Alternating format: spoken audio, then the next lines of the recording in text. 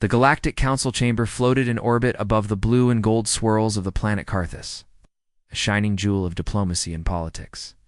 Inside, the air was heavy with the scent of alien perfumes, metallic oils, and the faint hum of the great translation sphere above the central table. Every species in the galaxy had sent their leaders here. Tall, crystalline beings that refracted the light like living prisms, short, wide-bodied reptilians with thick, plated hides, feathered diplomats whose every movement was slow and deliberate. They were here to discuss trade routes, border claims, and peace treaties. It was supposed to be a safe place. No weapons. No violence. Only words. Oni's core walked into the chamber, with the calm stride of a man on familiar ground. His suit was simple, black with a faint blue shimmer under the chamber lights. The silver pin on his lapel carried the emblem of the Terran Union, a stylized spiral galaxy with a single bright star at its center. Humans had been part of the Council for less than 20 years, but in that short time they had made both friends and enemies. Elias had been chosen for his skill in negotiations. His smile had ended more disputes than blasters ever could. But not everyone admired him. In the shadows above the high seating platforms, eyes watched him with cold intent.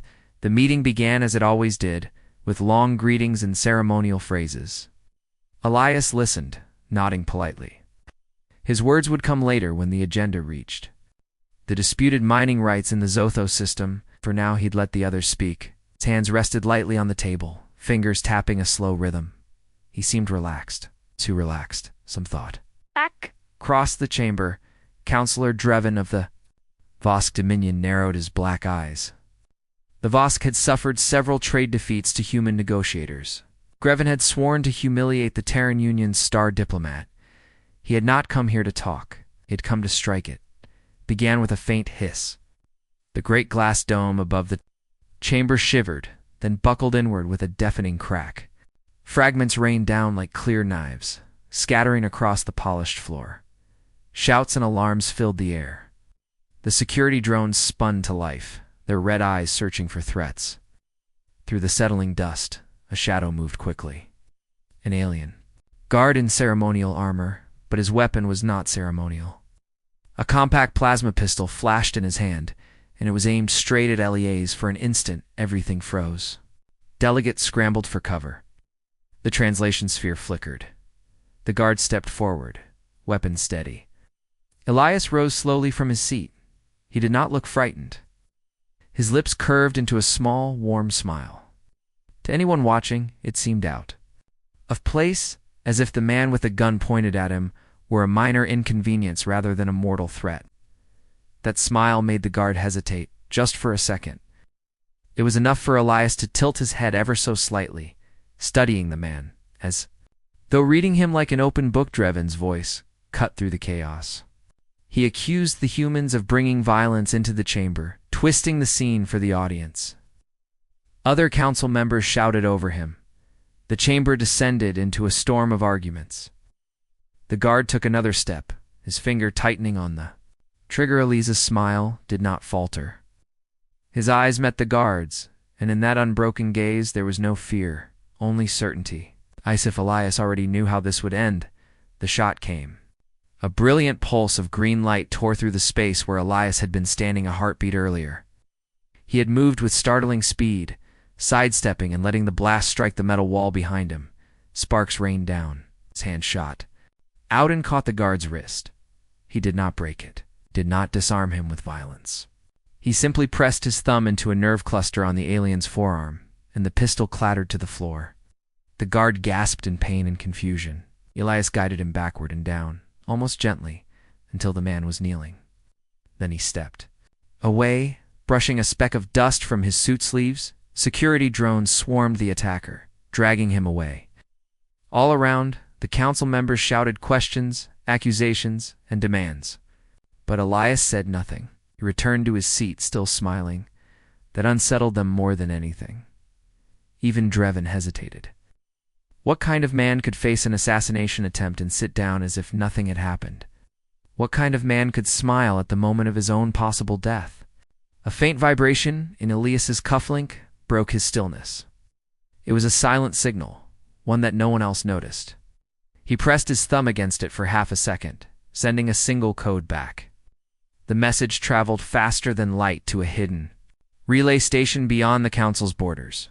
Somewhere far away, someone's eyes opened. Somewhere far away, preparations began. Elias leaned back in his chair as the chamber struggled to return to order. The council leader called for a recess. Delegates whispered to one another in urgent tones. Guards patrolled the room, scanning for more threats. Elias sat alone, calm as ever. In his mind, he replayed the moment when the guard had pulled the trigger. He thought of the hesitation, that single pause when the guard saw his smile. That was the moment he had wanted. The pause had given him everything he needed. It told him the attacker was not acting on his own. It told him the man had doubts. And doubts could be used when the council reconvened. Elias spoke, for the first time since the attack. His voice was steady, almost gentle. He thanked the guards for their quick action. He asked for an investigation into the breach of security. He did not accuse anyone by name.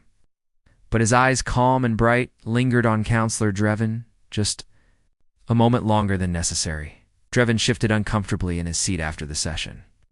Elias was escorted to a secure room deep within the council complex. The walls were lined with soft panels to absorb sound. A small table and 2 chairs were the only furniture. The guards outside were instructed not to let anyone in. Elias sat alone for several minutes, tapping his fingers in the same slow rhythm.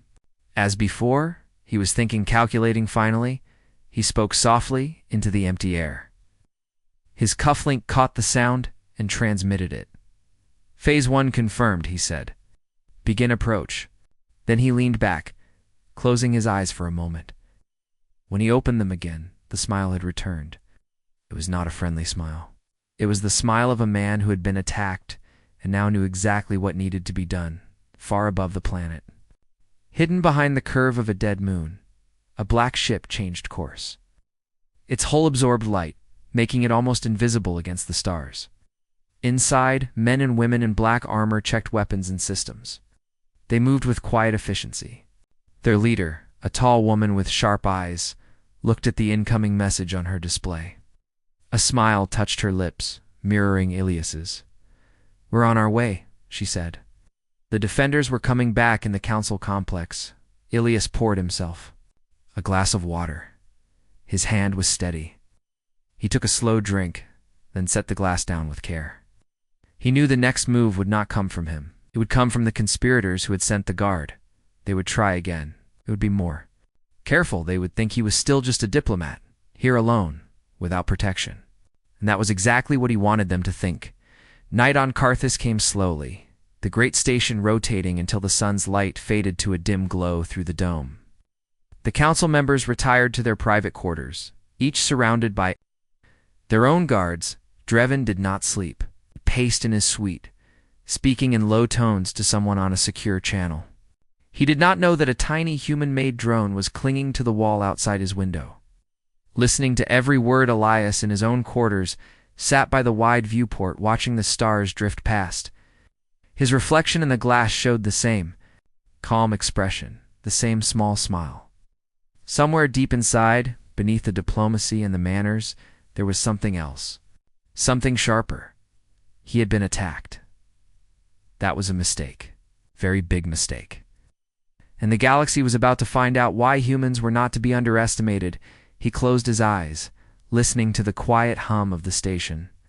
The message had been sent. The defenders were coming. And when they arrived, the smile would no longer be just a mystery to his enemies. It would be the last thing they saw. The council chamber still smelled faintly of scorched metal from the plasma shot. The broken pieces of the dome had been swept away, but the memory of the attack lingered like a shadow over every delegate. Guards were doubled. Security drones hovered in every corridor, and every council member was warned not to move alone. Yet Elias walked as if the halls belonged to him. His steps were calm and even. His hands were loose at his sides. The smile was still. There, quiet and unreadable, he had been moved to a secure floor deep in the station's core. The rooms there were meant for visiting leaders during times of war. Built with heavy blast doors and walls that could resist direct ship fire, Elias didn't mind the move. It gave him more control. He had a clear view of the only hallway leading. To his quarters, 2 guards stood outside at all times. But the real protection wasn't the guards. It was the quiet, hidden systems he had activated as soon as he arrived. No one on the council knew about them. No one, except the defenders, while Elias studied the ceiling lights. The micro-drone in Dreven's quarters sent a steady stream of encrypted audio to his wrist link. He listened to the alien counselor's deep voice whispering to unseen allies. Dreven spoke in his native tongue, but Elias had a translation feed in his ear. The words were simple, but dangerous. Dreven was angry, called the failed assassination embarrassing, and warned his contact that humans could not be allowed to influence the Zothos mining dispute. He demanded a second attempt. This time Dreven said it would be done quietly. No public display. No witnesses. Just an accident. An airlock door failing, a malfunction in the room's oxygen filters. Something that could be explained. Awalis leaned back in his chair and closed his eyes. He replayed Dreven's tone in his mind. It was confident. Too confident. That meant Dreven had more allies than just the guard from earlier. The attack had been planned by a group, not a single person. And if they were willing to try again so soon, they were desperate. Desperation made people sloppy. Sloppy people made mistakes outside the station's orbit. The black ship carrying the defenders was closing in. The ship's hull was invisible to most sensors, but its crew could see everything. Captain Mara Vey stood on the command deck watching the slow rotation of the council station through the view screen. Her team was almost ready. The ship's AI was mapping the station's maintenance tunnels, corridors, and blind spots. Every guard position was marked, every camera feed was copied. Soon they would be able to move unseen anywhere inside Elias. Poured himself another glass of water and tapped his fingers against the table. The rhythm was the same as before, steady, unhurried. In his mind, he was setting the board for the next move. If Dreven wanted him dead quietly, then Elias needed to make the conspirators feel safe enough to try. That meant appearing vulnerable. That meant walking alone. That meant smiling at the people who wanted him gone the next day. The council reconvened. The dome had been patched with an emergency repair shield. The translation sphere glowed steadily above the table. Conversations were tense. Many delegates avoided looking at Elias, afraid to be connected to the incident. Dreven, however, met his eyes directly and offered a thin smile of his own. Elias returned it without a word. Dreven took that as a sign of weakness, he thought. The human diplomat was unshaken because he didn't understand the danger. That was exactly what Elias wanted him to think during the session. Elias spoke little. He let others argue over trade routes and supply agreements. All the while, his hidden earpiece fed him short bursts of information from Mara and her team. They were already inside the station.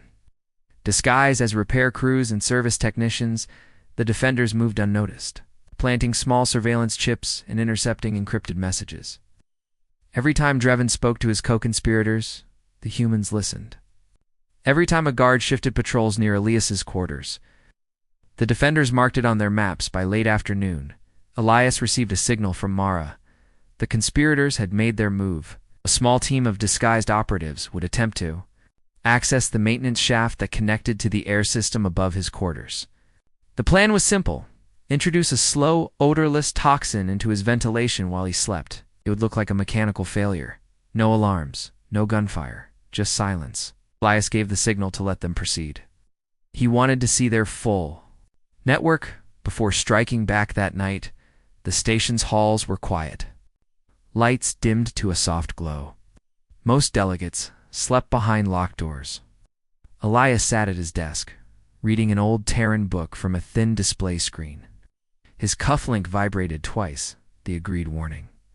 The attackers were in position. He placed the display down and took a slow sip from his glass, as if nothing unusual was happening. Above the ceiling panel, faint scratching sounds marked the movement of the intruders. They were installing a small device into the airshaft. Elias let them finish. He didn't even look up when they were gone. He pressed his thumb to the cufflink. The vent above him clicked open. Tiny drone, no bigger than a coin, floated down. It scanned the air for traces of the toxin. The scan came back positive, lethal to most humanoid species within minutes of exposure. Elias smiled and deactivated the toxin release. He kept the device intact for evidence. Then he sent a single code to Mara 3 corridors away. Mara and 2 defenders moved silently through the maintenance tunnels. Their armor was matte black, their movements smooth and precise. They reached the vent system the attackers had used and followed it to its origin point, a small storage room hidden behind a locked panel. Inside, they found 2 alien operatives packing away equipment. The defenders moved fast. One operative was stunned before he could shout. The other tried to run but was caught by Mara, who pressed a blade against his throat. In a low voice, she told him to speak. Within minutes, they had the names of 2 more conspirators. Both council aides with unrestricted access to private quarters. Elias slept for only a few hours. In the morning, the council's agenda began as normal. But beneath the polite speeches, tension grew. The aides implicated by the captured operative were still at their posts, unaware that their plan had failed. Drevin sat stiffly, waiting for some sign of success. When Elias walked into the chamber unharmed, Drevin's jaw tightened. Elias gave him the same small, calm smile. Drevin looked away during the recess. Elias moved through the corridors alone. Delegates whispered to each other as he passed, wondering why he wasn't surrounded by guards. In truth, the guards were there, just not in plain sight. The defenders were in the crowd, disguised in various uniforms, eyes always on him. He walked straight toward the section where Drevin's aides were stationed. They looked up as he approached. His smile stayed in place. Without a word, he dropped a small metal cylinder on the table in front of them. It was the toxin device from his ventilation system. The aides froze. They knew he had them. Elias said nothing.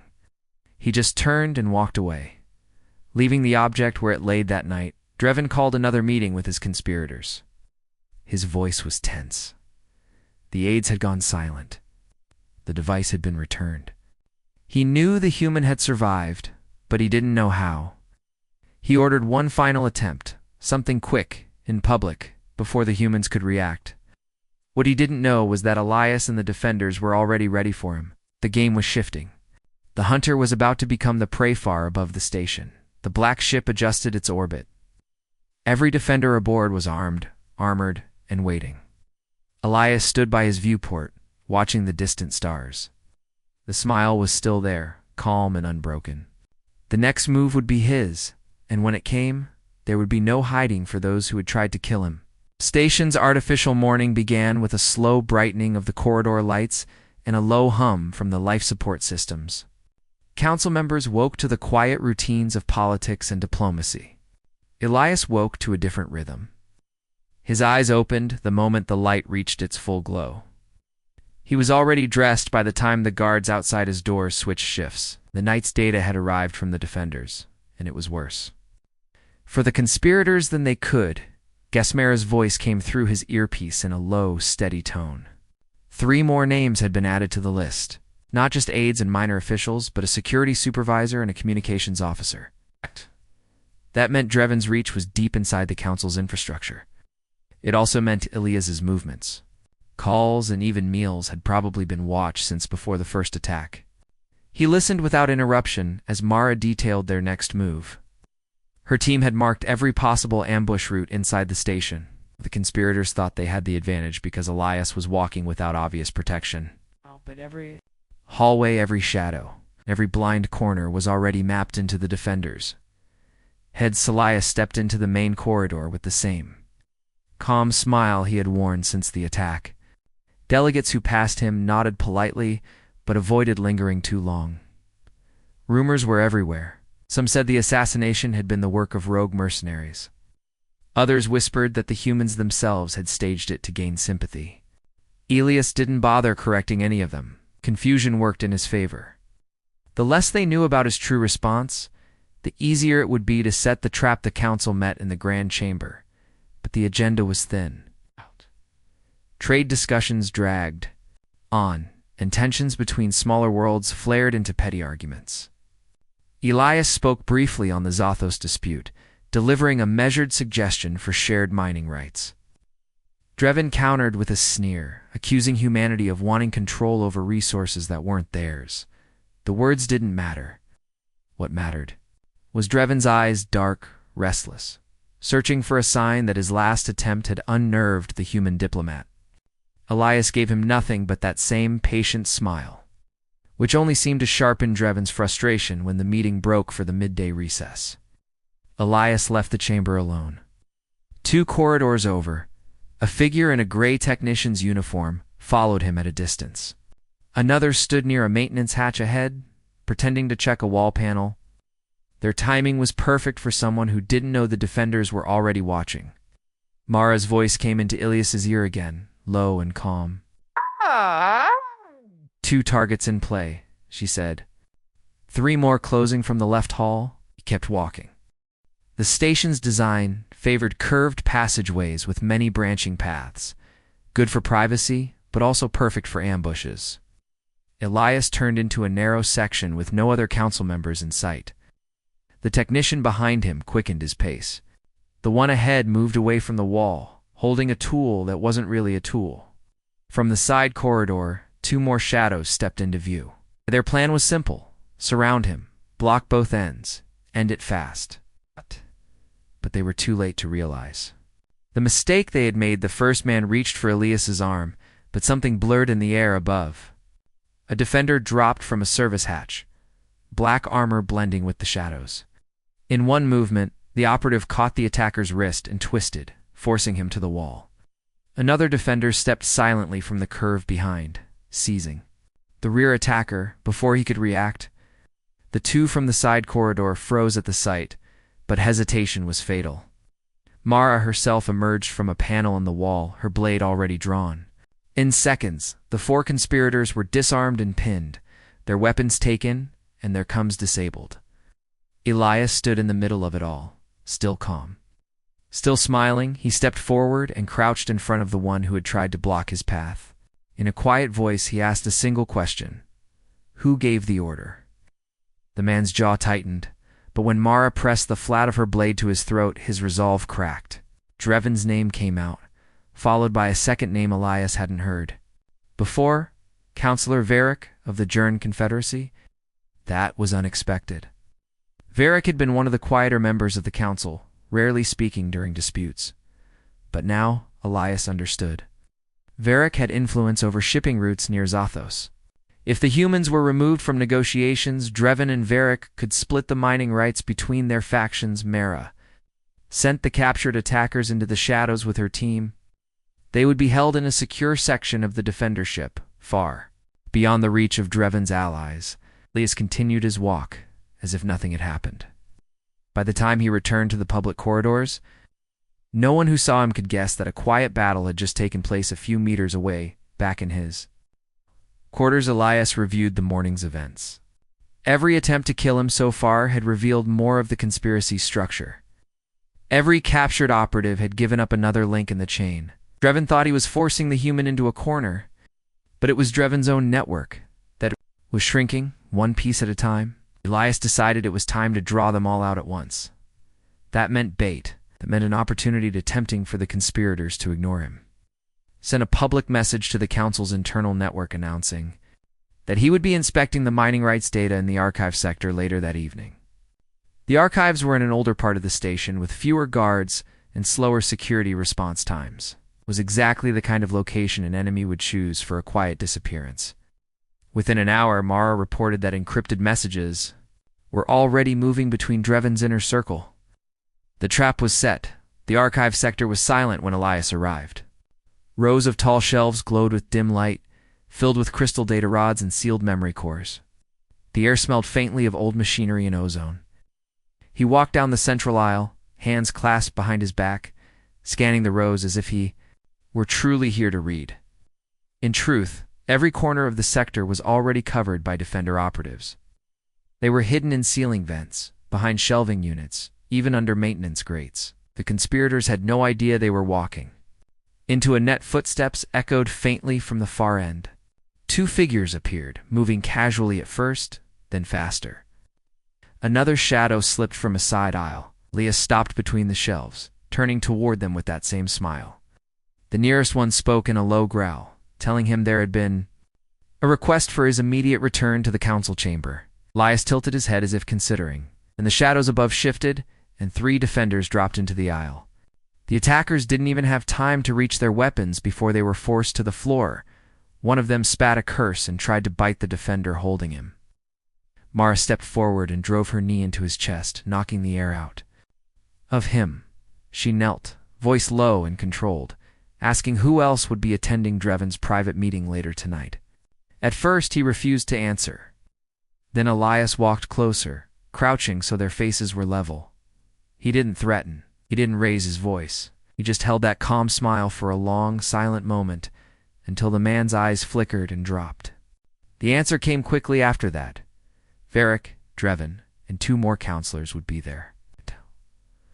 All of them had voted against human membership in the first place. All of them would benefit from removing Elias and the Terran Union from the Zothos. Negotiations when the attackers were taken away, Elias and Mara stood alone between the shelves. The time for quiet defense was ending. The defenders now had the names, the meeting location, and the time. The next move would not be an ambush on Elias. It would be a strike at the heart of the conspiracy. Dreven thought he was closing the jaws of a trap around a human diplomat. He didn't realize the trap was already his own. It was about to snap shut that night, as the station's lights dimmed to night mode. Elias stood at his viewport watching the dark curve of the planet below. The defenders were already moving into position, somewhere in the shadows of the station. Dreven and his allies were preparing for what they thought was a final chance to destroy the human envoy. Elias knew better. The hunt was about to end, and when it did, there would be no mercy for those who had mistaken his smile for weakness. Council Station rotated slowly above the blue-gold planet below, its long silver arms catching the light of a distant sun. From the outside, it looked peaceful. Inside, the air was tense. Everyone could feel it, though no one spoke of it openly. Rumors of the attack on the human diplomats still moved from hall to hall, whispered behind closed doors. But there were no whispers about the other thing, the quiet, invisible war taking place in the shadows. That was because no one except Elias Kor and his defenders knew it was happening. Elias stood alone in his quarters, watching the stars through the wide viewport. His reflection was calm still, with that faint, unreadable smile. Behind him, a small case sat on the table. Inside it were 3 crystal data rods, each one containing the names, messages, and meeting schedules of the people who had tried to kill him. Mara's team had gathered them over the last 2 days, piece by piece, until the picture was complete. The time for watching and waiting was ending. Now it was time. 2 Strike Mara's voice came softly through his earpiece. She was already inside the main council sector, moving under a false identity. To everyone else, she was just another technician checking the station's environmental systems. Her disguise was perfect. The gray uniform was stained in the right places. The ID badge was real, copied from an absent worker who would never know. Even her tool belt was convincing, though the tools it held were weapons in disguise. Her hair was pulled back, her steps quick but unhurried. Like someone with too much work and too little time, she passed 2 real technicians in the corridor. They barely glanced at her. The defenders had trained for years to become invisible when needed. In a place like this, invisibility was more dangerous than any weapon. Every step Mara took brought her closer to the council's private meeting rooms, where Dreven and his allies were preparing their final plan. The guards outside the sector didn't notice the small black disc she slid onto the wall as she passed. It was no bigger than a coin, but in seconds it copied the entire security feed from that section and sent it to the setter ship. An Orbitulus left his quarters and began walking toward the same sector. He moved without guards, just as he had every day since the first attack. Delegates passed him, some nodding politely, others pretending not to see him. His slow, steady pace made it seem as though he had nowhere urgent to be, but in truth, he was moving according to a carefully timed plan. Every corridor he walked was being watched by hidden defenders. Every junction he passed was already mapped as safe. Mara reached the private meeting rooms before him. She ducked into an empty storage alcove and pressed a small device against the wall. The thin metal rippled under her hand, becoming transparent. Through it, she saw Drevin leaning over a table covered in projected star maps. Varric stood beside him, his long fingers tapping out commands on a console. Two other counselors, both from minor systems, listened closely as Drevin spoke. He was explaining how they would use the Zothos mining dispute to remove the Terran Union from all council decisions. His voice was full of certainty. He didn't know how much of his network had already been torn apart. Mara didn't need to hear more. She activated the relay, sending the live feed straight to Ilias's wrist link. He slowed his pace, stopping at a wide observation deck with a view of the planet. From there, he watched the meeting in real time, every word translated instantly. In his ear, the conspirators were careful with their phrasing, never directly admitting to the assassination attempts, but their intent was clear. They spoke of removing obstacles and ending interference. They spoke of swift action before the humans could strengthen their position. Elias listened without emotion, his eyes on the endless stars. When they finished, he began walking again. The council's afternoon session was called to order. Elias entered the chamber just as Drevin took his seat. Their eyes met for a brief moment. Drevin's expression was sharp, suspicious. Elias's smile didn't change. Translation sphere hummed above them, filling the air with soft light. The session began with reports from the border worlds, then moved to trade disputes. Elias said little, waiting for the moment he knew was coming. Drevin had planned to raise the Zothos issue today, using it as a stage to humiliate the Terran Union and paint them as untrustworthy when Drevin finally stood to speak. His voice was loud and certain, called the humans aggressive traitors, accusing them of manipulating agreements for their own gain. He suggested the council remove them from the negotiations entirely. A murmur spread through the chamber. Varric rose to support him, adding careful lies about Terran actions in the SCI. Past the other two conspirators nodded along. It was a performance meant to end the humans' influence. With a public vote, Elias stood slowly, waiting for the chamber to quiet. He didn't argue. He didn't defend himself. Instead, he raised his wrist link and touched a control. The projection sphere in the center of the chamber flickered, then shifted. Drevin's face appeared, leaning over the table in the private meeting room. His voice filled the air, speaking the same coded phrases Mara had recorded only hours earlier. The other conspirators' images appeared beside him, their words clear and undeniable. Every delegate in the chamber went still. The translation sphere gave their voices no place to hide. Drevin froze, his mouth still half open. Varric's eyes darted around the chamber, searching for a way out.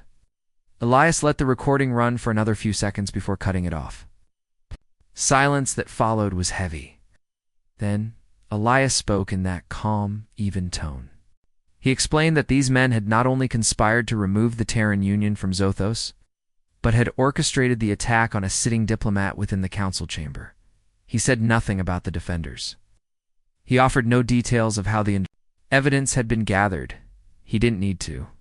The recording spoke for itself. The council leader rose and demanded security take Drevin and the others into custody. The chamber erupted in a storm of voices, shock, outrage, demands for justice. Drevin tried to protest, but the guards were already moving. In seconds, the four conspirators were surrounded. The Voss counselor's dark eyes locked on Elias. One last time, he didn't shout. He didn't threaten. But his look promised that this wasn't over. Elias simply returned the gaze with that same small smile as Drevin was led away when the session ended. Elias left the chamber without hurry. Mara was waiting for him in the service corridor behind the meeting hall. She had shed the technician uniform for a plain black jacket. No one gave them a second glance as they walked side by side toward the lower docks. The Defender's ship was docked there, hidden among cargo haulers and maintenance craft. Inside, the captured operatives from earlier attempts were still secured, ready to be handed over to neutral authorities. But there was one thing left to do before Elias left the station in a private dockside room. Drevin and Varric sat behind a force barrier. Their hands were bound, their voices muted by the field. Elias stepped up to the barrier and looked at them for a long moment. They stared back, waiting for him to speak. Finally, he told them something simple they had mistaken patience for weakness. They had mistaken diplomacy for fear. He said that the Terran Union did not forget attacks against its people and that his smile did not mean safety. It meant warning. Then he turned and walked away, leaving them in silence, the defender. Ship undocked without fanfare, slipping into the black between the stars. From the station, it was just another small craft disappearing into the distance. Inside, Mara and her team prepared to return to their base, but Elias stayed at the viewport. The galaxy was wide, and there would be other Drevens, other Variks, other councils who thought they could strike at humanity without consequence. He knew that as long as there were threats, there would need to be people like the Defenders. And when the time came, he would be ready to smile again. The council station seemed calmer after the arrests, but Elias knew better than to believe it. In places like this, danger did not vanish just because a few men were taken away in chains. The roots of a conspiracy were often deeper than anyone could see. Dreven and Varik were gone, but their allies might still be here, waiting for the right moment to act. The Zothos dispute was not finished, and Elias could feel the tension in every conversation.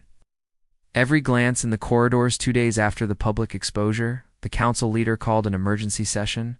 The chamber was filled with uneasy voices, all speaking over each other as the translation sphere worked to keep up. The leader raised a hand for silence, announcing that a new trade law was ready for a vote. This law would give member worlds the power to ban certain species from entering their systems if they were deemed a threat to stability. It sounded neutral, but Elias recognized it for what it was, a weapon. If it passed, many worlds would use it to shut out humans entirely, and not just from Zothos. It would be the same as exiling them from the galaxy's heart. Elias sat very still, his eyes moving over the faces of the council. Some looked guilty, others eager, and many simply afraid.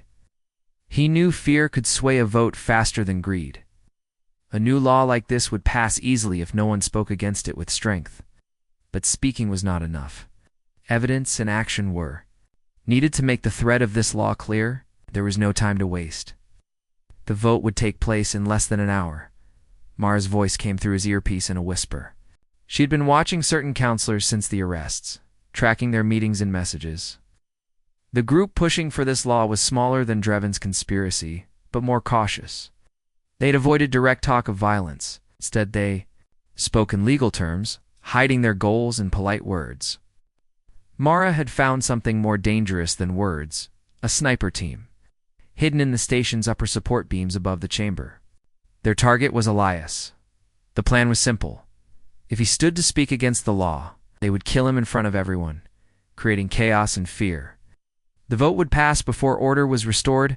Elias's fingers tapped a slow rhythm on the table. As he listened, he didn't change his expression. He knew that reacting now would give them what they wanted, signs of fear. Instead, he spoke calmly into the tiny mic in his cufflink, telling Mara to hold position and wait for his signal.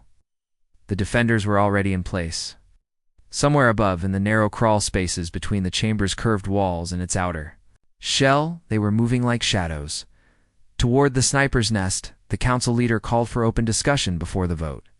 A counselor from the Sarek world spoke first, supporting the law and warning of uncontrolled human aggression. Another from the Varl Dominion echoed those words, speaking of recent events as proof that humans brought instability. Elias listened in silence until the leader called his name. The chamber turned to watch him rise. He smoothed his jacket, stood tall, and began to walk toward the central speaking platform above. The sniper watched him through the narrow slit between the beams. The weapon was long and sleek, designed for precision at extreme distances. Alien behind it was calm, steady. He had one job. When Elias reached the center and began to speak, he would fire. He adjusted the scope, the crosshairs, moving over Elias's heart. Elias stepped onto the platform, looking slowly around the chamber. He spoke in an even voice, reminding the council of what they had seen only days ago, the proof of Dreven's conspiracy, the attack inside their own walls. He told them this new law was nothing more than the same plan wrapped in different words. It was not about safety, it was about fear. His words were clear, simple, and deliberate. Every sentence was meant to give Mara and her team more to min the beams above. A faint click broke the sniper's focus. He looked up just in time to see a black armored figure drop from the shadows. The defender hit the sniper hard, wrenching the weapon away before the trigger could be pulled. Another defender appeared behind him, securing the second shooter who had been covering the opposite side of the chamber. The fight was silent, over in seconds, unseen by the council below. The defenders melted back into the beams, taking the captured snipers with them. Elias kept speaking as if nothing had happened. He spoke of unity, of how fear made easy targets of the weak, but could never control the strong. He reminded the council that humanity had come to the table not as conquerors, but as partners. Said nothing about the snipers. The moment for that would come later. For now, the important thing was to keep the attention on the law. They were about to vote on when he finished. The chamber was silent for several long moments. Then the leader called for the vote. The law that had been expected to pass easily failed by a wide margin. Many counselors who had been undecided had chosen to side with Elias, swayed by his calm confidence and clear words. Some had seen the same thing he had, the growing pattern of exclusion and division. The session ended with quiet tension, but the immediate threat to humanity was gone, at least for now. Back in the secure lower decks, Mara stood beside a sealed cell. Inside, the two captured snipers sat in silence, their weapons gone, their communications cut. Elias stepped in, regarding them with the same calm expression he had worn in the chamber. He didn't ask them who had hired them. He already knew the answer from the data recovered from their devices. Instead, he told them that their employers had failed, and that the defenders now knew every step of their operation. He told them they would be handed to neutral authorities alive, but warned them that the next time they were sent after a human, they should remember this moment later, as the defender ship slipped away from the station again to avoid attracting attention. Elias stood at the viewport, watching the stars slide past. Mara joined him, her arms crossed. She said the conspirators behind the snipers would go to ground now, hide their movements, wait for the next chance. Elias nodded. He knew she was right. But he also knew that every failed attempt had the same effect. It made the defenders' reach seem longer, their eyes sharper. It made the smile on his face mean something more than politeness. It meant warning, and the ones who understood it would think twice before trying again. The station returned to its routine within a day. But the quiet hum of unease never truly left. The vote had been stopped, the snipers caught, yet Elias could feel the weight of unseen eyes whenever he walked the corridors. That was fine. Let them watch. Let them wonder how much he knew and how far his hand could reach.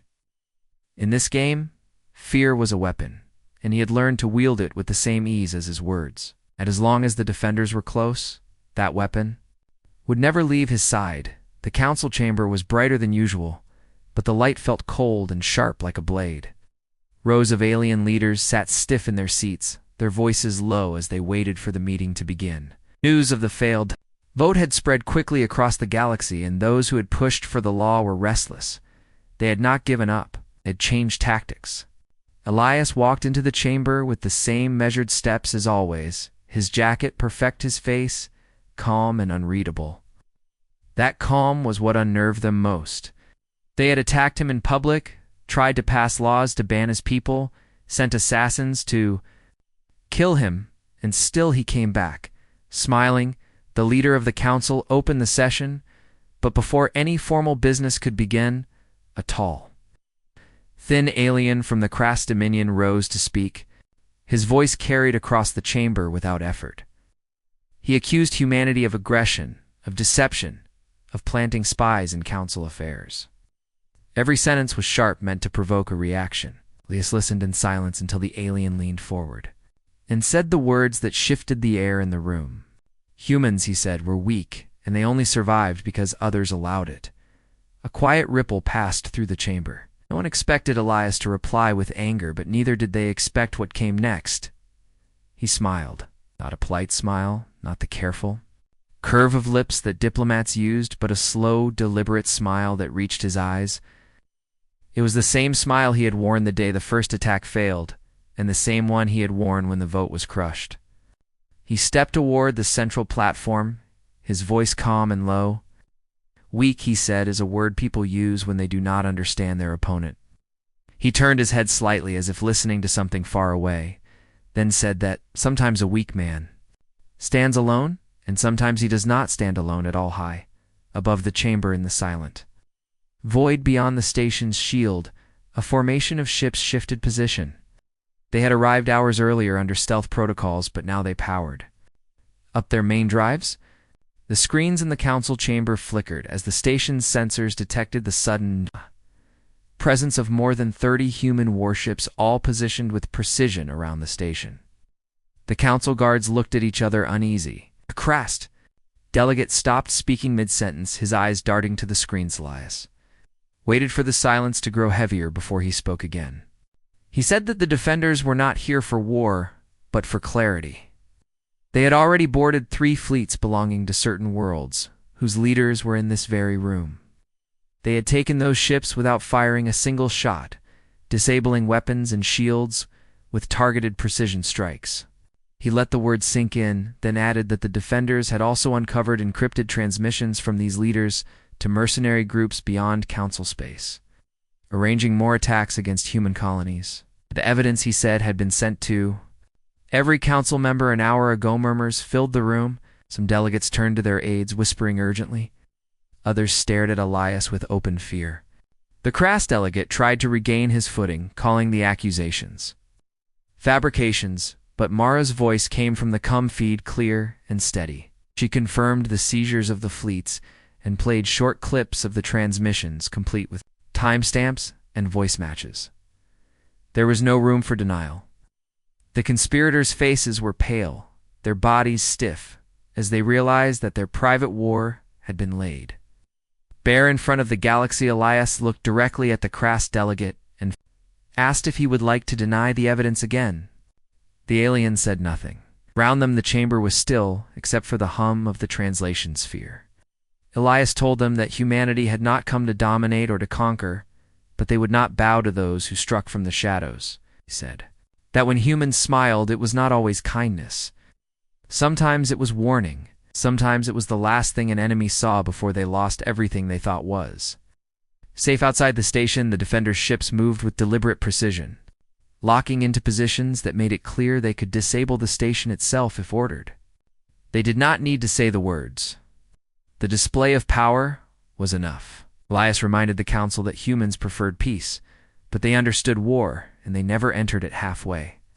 The Krast delegate's eyes flicked toward the exits as if measuring the distance, but Elias kept speaking, holding his attention with quiet force. He told the chamber that the choice before them was simple. They could admit the conspiracy and face trial under council law, or they could refuse and see their fleets dismantled. Before the meeting ended, the low pulse of tension moved through the delegates. One by one, the accused began to speak, agreeing to surrender their commands to neutral oversight. It was not all of them. One delegate from the Vecran Union sat, unmoving, a faint smile on his lips, as if the threat amused him.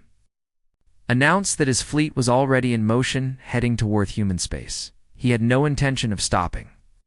The room erupted into shouts, but Elias's expression did not change. Mara's voice came through again, stating that defender strike groups had already been dispatched to intercept the Vecran fleet. The timing would be close, but she promised they would stop them before they reached any human colony. Elias stepped down from the platform. King slowly back to his seat while the chamber continued to argue and shout. His work in this room was done for the moment. The real battle was now far away in the dark between the stars, where the defenders would meet the Vecran fleet head-on. He knew they would win, but he also knew the cost of letting even one attack succeed. He sat down, watching the council with the same steady smile as before. Yes. Let them wonder, he thought. Let them fear the meaning of it. Fear had its uses, and for now, it was on humanity's side. The Vecran fleet moved like a swarm of steel across the dark. Dozens of heavy cruisers bristling with weapons cut through the void toward the nearest human colony. Their formation was tight, disciplined, meant to break anything in their path. The colony itself was small, only 3 planets in the system, one with cities, the others with mining stations. It was not prepared for war. It had a defense grid and a few patrol craft, but nothing that could match the firepower coming toward it. The veteran commander knew this. That was why he was smiling in his war chair as the fleet advanced far from the colony, hidden beyond the range of veteran scanners. The defender ships waited in perfect silence, their hulls blended with the black of space, their drives running cold. Inside the lead ship, Mara stood over the tactical display, her eyes on the swarm of red lights moving closer. Each light was a veteran ship, armed and ready. She knew this battle could not be a long one.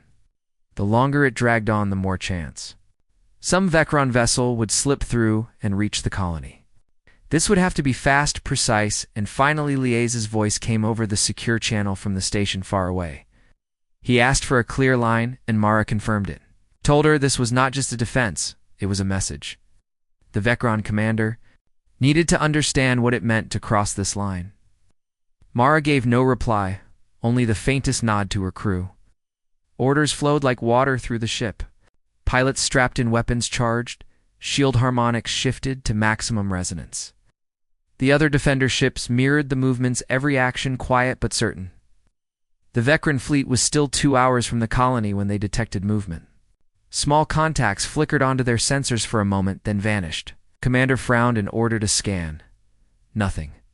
The void seemed empty again. He dismissed it as sensor ghosts caused by background radiation. 10 minutes later, the first defender strike hit. 2 veteran destroyers exploded in white fire, their hulls torn apart before they could raise shields. The attack came from above and below their formation, from angles no one expected. Mara's voice echoed across the defender network, calling the first wave complete and ordering the second. Veteran ships scrambled to react, shifting formation, trying to cover their flanks, but every movement opened a gap somewhere else. The defenders flowed through those gaps like knives through cloth. Their ships were smaller, faster built for sudden bursts of speed and pinpoint strikes. They targeted weapon mounts, shield emitters, and engine cores, leaving the veteran vessels drifting dead in space. Some veteran captains tried to fight back, but their shots struck only empty space as the defenders vanished into stealth again inside the veteran flagship. The commander shouted for a full retreat, but it was already too late. The defenders had cut the fleet's drive channels, blocking any jump to faster-than-light escape. The only way out now was to run at sublight speed, and that would never work. The colony was safe, but the fleet was trapped. Mara ordered the third wave not to destroy, but to disable the remaining ships completely. Boarding teams in black armor crossed the void using small craft that darted in and out of veteran fire. They hit airlocks hard and fast, flooding the corridors with stun rounds and flash charges. One boarding team reached the flagship within minutes. The veteran crew fought, but the defenders moved like shadows, striking with precision. The commander was pulled from his chair, his weapon gone before he realized the fight was over. Mara stepped into the bridge, her helmet reflecting the dim light. She told him plainly that the attack had failed and that every surviving ship in his fleet was now under defender control. He spat back that humans would never be safe no matter what they did. Mara leaned close and said one thing in a voice low enough only he could hear. When you see him smile, remember this moment. The commander froze as if the words had cut deeper than any blade. Hours later, the disabled veteran fleet was held in formation far from the colony. The defenders sent a single transmission to the Council containing the coordinates and a simple statement. The fleet had been stopped without the loss of a single human life. The images of the captured ships spread quickly through Council channels. Worlds that had once doubted humanity now saw what happened when someone struck them directly. The crass Dominion stayed silent. The others who had once pushed for human exclusion avoided public comment entirely. Fear had settled in deep back on the station. Elias reviewed the battle reports with quiet focus. Every step had gone as planned, but he knew victory carried its own risks. Too much success too quickly could push his enemies into desperation. Enemies were dangerous. He told Mara to keep the captured ships under guard, but not to strip them yet. Let the veteran leadership see their warships sitting powerless for a while. Let them think about the cost of sending them. Sometimes waiting was the sharpest blade. Late in the night cycle, Elias stood alone at the viewport of his quarters. The stars stretched endless and cold beyond the glass. Somewhere out there, others were already planning the next move against humanity. They would not stop just because one fleet had fallen. But each time they struck, they would learn the same truth. Behind the polite face and calm words, there was something far older and far harder. Something that smiled not out of joy, but because it knew the outcome before the first move was made. That smile would follow them into their sleep and into the darkness beyond. The council chamber was silent when Elias entered, but it was not the same kind of silence as before. This one was heavy like the air before a storm. Every delegate's eyes followed him from the moment he stepped inside. The news of the Vecran defeat had spread across the galaxy, and no one could pretend it was a rumor. Whole fleets had been taken without a single human casualty. To some that was terrifying. To others it was an opportunity to think very carefully about their next move. Elias did not walk straight to the center. He moved slowly, scanning the room, as if measuring each face, each nervous flicker of an eye. He could feel the weight of their thoughts pressing in. Some were afraid, some were angry. A few were quietly calculating how to turn the situation to their advantage. He stopped at the central platform and placed his hands behind his back. When he spoke, his voice was calm, but it carried to every corner without strain. He told them the facts. The Vecran fleet had been intercepted before reaching the colony. No human lives had been lost. No colonies had been damaged. The Vecran ships were now in Defender custody, where they would remain until the Council decided their fate. Then he paused, letting the words sink in. He could see the tension build in the room. He knew what they were thinking. If humanity could do this to one of the largest war fleets in Council space, then no one was untouchable. The crass delegate stood slowly, his long fingers gripping the edge of his desk. His voice was low, but sharp as he accused Elias of using fear as a weapon. Said this was not defense. This was dominance by another name. Elias listened without moving until the delegate was done. Then he asked the chamber a simple question. When the Vecran fleet set out to burn human colonies, was that not dominance? Was it not fear they tried to create? No one answered, he told them that fear was only a weapon when used for conquest. Humanity used it for warning. A delegate from the Rimward Alliances spoke next, her voice more careful. She asked if humanity intended to keep building fleets like the Defenders.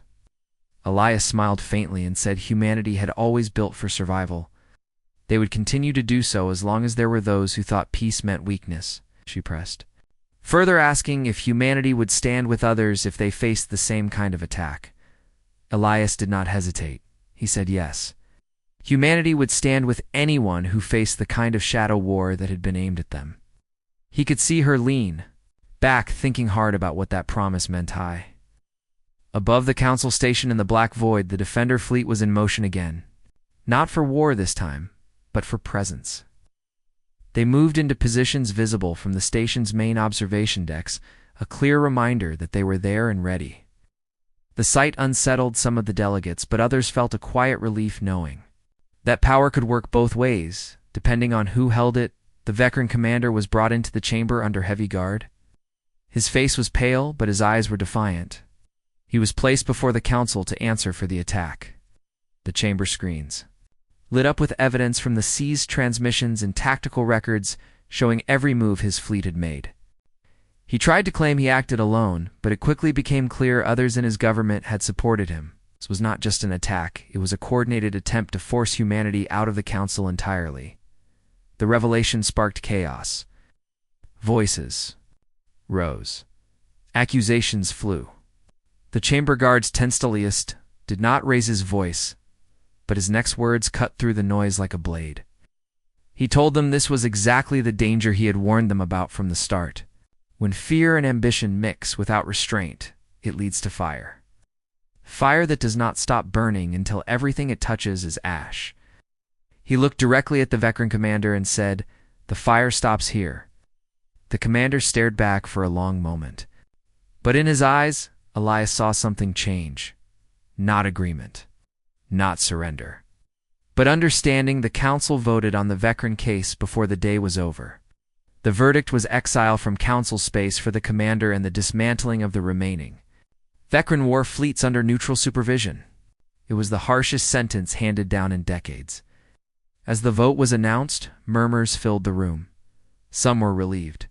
others unsettled, Elias simply inclined his head and stepped down from the platform. He had no need to gloat. The outcome spoke for itself later in the quiet of the Defender command ship. Mara watched the feeds from the council session. She had been ready to launch again if the vote had gone the other way. She knew Elias had played the long game from the moment the first shot was fired at him weeks ago. It was never just about winning a battle. It was about shaping the field. So the next one would never need to happen. She turned to her crew and told them to keep the ships in formation. Power was clearest when it was steady and unshaken. Elias stood at the station viewport as the SCI Defenders glided in slow arcs outside. The stars beyond were still and cold, but he felt the weight of hundreds of eyes on him from inside the station. They would watch him for a long time, some waiting for him to falter, some hoping to stand beside him, some hoping to find a way to strike again. He smiled faintly at the thought. They would try. They always did. But they would remember what came with that smile. Somewhere far from the council station in the dim edges of known space, a small group of ships gathered in the dark. They bore no single banner and no single cause. They were bound only by a shared hatred for humanity and a willingness to pay any price to see it gone. Their leader, a figure wrapped in shadow, watched the faint light of the stars and spoke a single sentence to the crew. "The next time he smiles will be the last." The others nodded, but none of them noticed the small human probe already drifting nearby, quietly recording every word and sending it back through the void. The Defender flagship Mara received the transmission and played it once before, sending it to Elias. No comment was needed. He knew what it meant. The war was not over. It never truly was. But each time it came, they would meet it with the same calm, steady face, the same unshaken voice, and the same quiet smile that their enemies could never forget.